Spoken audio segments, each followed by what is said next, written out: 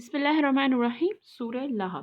سورہ لہب قرآن پاک کی 111ویں سورت ہے اور اس میں 1 رکوع، 5 آیتیں، 20 کلمے اور 77 حروف ہیں۔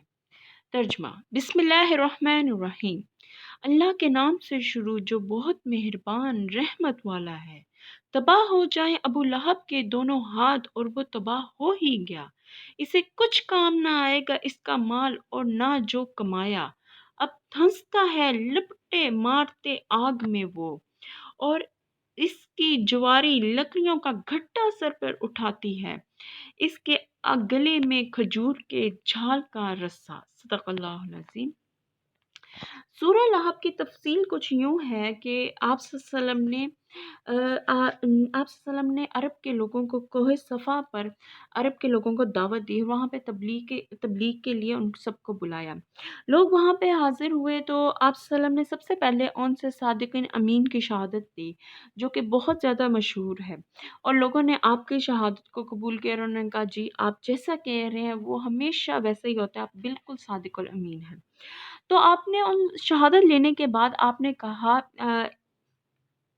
کہ میں دیکھ رہا ہوں کہ تم لوگوں کے پاس عذاب آ رہا ہے۔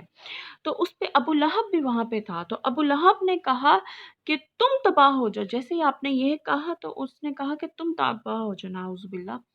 تو آپ نے کیا، اس نے آگے سے یہ کہا کہ ہمیں اس لیے جمع کیا ہے کہ تم ہمیں یہ اس طرح کی باتیں سناؤ اور یہ کہو۔ اس پہ آپ صلی اللہ علیہ وسلم خاموش ہو گئے، اور آپ صلی اللہ علیہ وسلم خاموش رہ گئے۔ اس پہ اللہ تعالیٰ نے اپنے حبیب کی طرف سے صلی اللہ علیہ وآلہ وسلم کی طرف سے جواب دیا اور آپ نے یہ صورت نازل کی۔ ابو لہب کے بارے میں کچھ میں بتاتی ہوں۔ ابو لہب کا نام عبد العزی ہے، جو عبد المطلب کا بیٹا اور سیدنا عالم صلی اللہ علیہ وآلہ وسلم کا چاچا تھا۔ آپ صلی اللہ علیہ وسلم نے بہت کوشش کی ابو لہب کو تبلیغ کرنے کی، لیکن اس کی وہ حد سے بڑھ رہا تھا۔ ابو لہب کا گورا رنگ آدمی تھا، اور گورے رنگ کی وجہ سے، خوبصورت ہونے کی وجہ سے اس کی کنیت ابو لہب تھی، اور وہ پورے عرب میں اسی کنیت کے نام سے مشہور تھا۔ اور اس کی جو دونوں ہاتھوں سے مراد ہے، اس کی مال، اس کا کام، اس کی خود کی ذات مراد ہے اس سے۔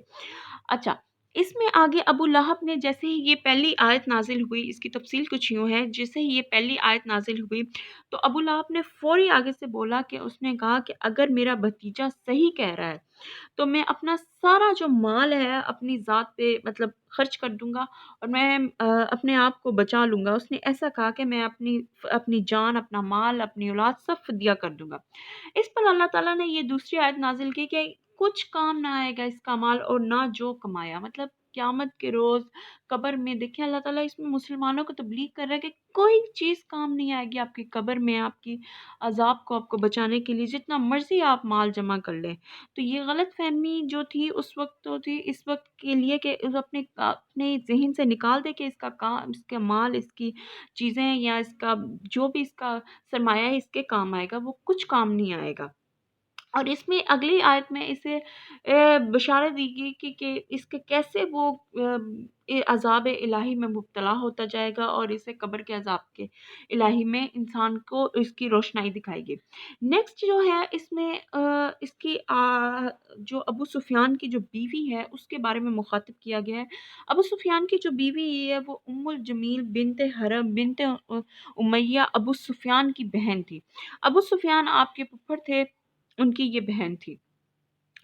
تو آپ صلی اللہ علیہ وسلم سے وہ انتہائی نفرت اور عنایت کرتی تھی، اور اس میں انتہا کی لیول کی وہ گر چکی تھی، اور وہ بہت زیادہ امیر گھرانے سے تھی، لیکن آپ صلی اللہ علیہ وسلم کی عنایت میں اتنی حد سے بھر گئی تھی کہ وہ اپنے سر پر کانٹوں کا گھٹا اٹھا کے لے کے آتی تھی اور راستے میں بچھاتی تھی کہ آپ صلی اللہ علیہ وسلم اور صحابہ اجمعین جب یہاں سے گزرے، اپنے گھر کو گزرنے لگے، تو وہ کانٹے اور وہ گھٹا اس کے آپ کے صحابہ میں نعوذ باللہ نعوذ باللہ ان کو تکلیف ہو، اور وہ حد سے تکلیف دینے والی تھی۔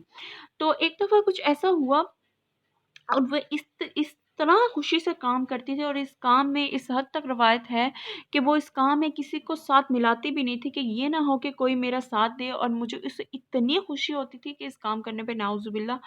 تو وہ انتہا کی گر چکی تھی۔ تو ایک بار کیا ہوا کہ اس نے جس آدمی کو کہا تھا کہ گھٹا دور سے لانے کو، اور وہ بچھاتی خود تھی، گھٹا لینے گیا تھا تو راستے میں وہ تھک گیا، وہ ایک پتھر پہ آرام کرنے کے لیے بیٹھا تو الہ- ام، اللہ تعالیٰ نے حکم دیا اور فرشتے سے وہ اس آدمی کے پاس آیا، اس نے پیچھے سے اس کا گھٹا کھینچا، اور وہ جو رسی تھی وہ اس کے گلے میں پھنس گئی اور وہ وہیں پہ مر گیا۔ تو یہ سورت جو ہے، یہ سورت خاص طور پہ اللہ تعالیٰ نے ابو لہب کا نام لے کے نازل کی تاکہ اسے ہدایت آ جائے، یا اس کو مخاطب کیا جیسا کہ وہ ہمیشہ آپ وسلم کو نعوذ باللہ برا بھلا کہتے ہیں، تو اللہ تعالیٰ نے ان کا نام لے کے، یہ بہت کم لوگ ہیں جن کا اللہ تعالیٰ نے نام لے کے قرآن مجید میں ان کے بارے میں ان کے لیے وضاحت کی ہے۔ تو اس کی تفصیل کچھ یوں ہے، تو اللہ تعالیٰ ہم سب کو ہدایت نصیب فرمائے کہ ہم سب ایک دوسرے کا احترام کرنے کی توفیق دے، ایک دوسرے کی عزت کرنے کی اور دین اسلام کو سمجھنے کی، اسے صحیح راستے پہ چلنے کی توفیق دے۔ اگر آپ کو یہ میری ویڈیو اچھی لگ رہی ہو تو پلیز لائک دس ویڈیو۔ جزاک اللہ، اللہ حافظ۔